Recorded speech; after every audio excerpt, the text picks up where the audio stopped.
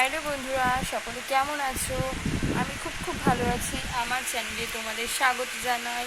তোমরা এখনও পর্যন্ত যারা আমার চ্যানেলে এখনও আসোনি তাড়াতাড়ি চলে আসো এবং আমার সমস্ত দেওয়া ভিডিওগুলো তোমরা দেখো। এখন তো তেমন নতুন করে ভিডিও দিতে পারি না, কারণ আমার শরীরটা খারাপ আছে, তার জন্য।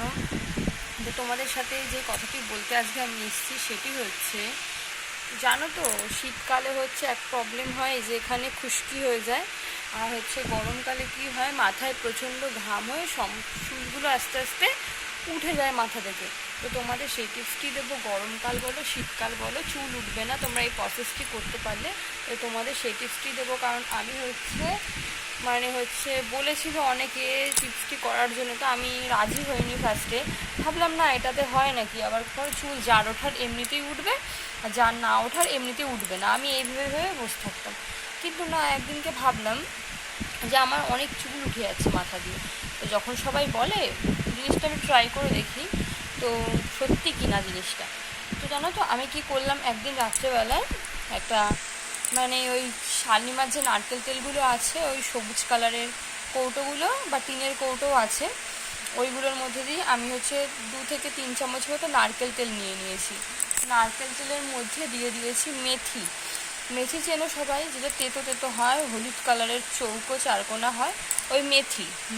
আর দিয়ে দিয়েছি ওর ভেতরে কালো জিরেও চেনো তোমরা, ছোট্ট হয়, কালো কুচকুচে একদম, ওগুলো কালো জিরে। ওই মেথি এবং কালো জিরে আর ওই নারকেল তেলটা কি করলাম, ওটাকে আবার ভালো করে গরম করে নিলাম।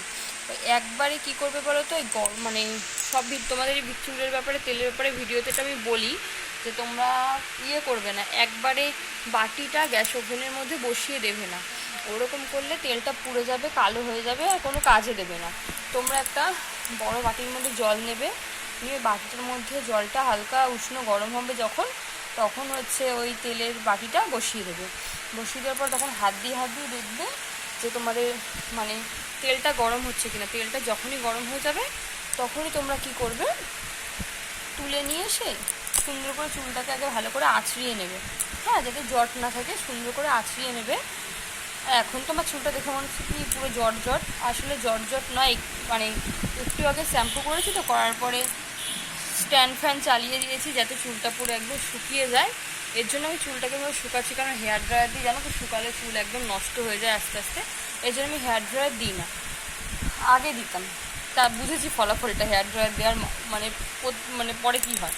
তো চলো বেশি বকবক না করে যে কথাটা বলা যায়, চুলটা ভালো করে আঁচড়ে নেবে, এমনি ছোটো সেকশন করে নেবে, এরকম ছোটো লেয়ার করে নেবে। করে নেওয়ার পর চুলগুলো এরকম করে ফাঁকা করবে, আর হাতের এই যে 4টে আঙুল, এই যে এই 5টা আঙুল এরকম করে গোড়ার মধ্যে প্রতিদিন রাত্রেবেলা, প্রতিদিন যাদের না হবে তারা যেদিনকে শ্যাম্পু করবে ভাববে তার 2 দিন আগে 2 দিন করে ভালো করে এমন করে ম্যাসাজ করে নেবে, করে ঘুমিয়ে পড়বে। সপ্তাহে 3 দিন করো, দেখবে তোমাদের চুল উঠবে না, মজবুত হয়ে যাবে। কারণ আমিও ভেবেছিলাম এই আবার কি টিপস, আর সত্যিই খুবই একদম কার্যকরী একদম উপাদানটি, এর জন্য তোমাদের আমি শেয়ার করলাম। অবশ্যই তোমরা একবার ট্রাই করে দেখো।